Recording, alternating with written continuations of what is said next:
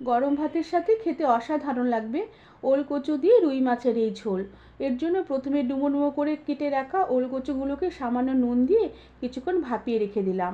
এরপরে একটি ভাজা মশলা তৈরি করে নেবার জন্য তেজপাতা, শুকনো লঙ্কা, গোটা ধনে, গোটা জিরে শুকনো খোলায় ভেজে নিলাম। এরপর কয়েক টুকরো রুই মাছ ভেজে তুলে রেখে দিয়ে ওই মাছ ভাজার তেলে জিরে ফোড়ন দিয়ে ফোড়নের গন্ধ বেরোলে ভাপিয়ে রাখা ওলকচুগুলোকে দিয়ে কিছুক্ষণ নেড়েচেড়ে হালকা করে ভেজে নিলাম।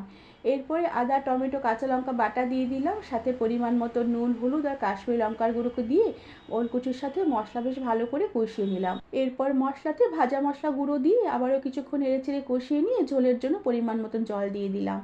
এরপর ঝোল কিছুক্ষণ ফুটিয়ে নিয়ে ভেজে রাখা মাছের টুকরোগুলোকে দিয়ে দিলাম আর ভাজা মাছগুলোকে ঝোলের মধ্যে বেশ ভালো করে উল্টে পাল্টে নিয়ে ঝোলটাকে বেশ ভালো করে ফুটিয়ে নিলাম। মাছের ঝোল ফুটে ঘন হয়ে এলে দুটো কাঁচা লঙ্কা দিয়ে দিলাম, আরও কিছুক্ষণ মাছের ঝোল ফুটিয়ে নিয়ে শেষে উপর থেকে ভাজা মশলার গুঁড়ো ছড়িয়ে দিলাম।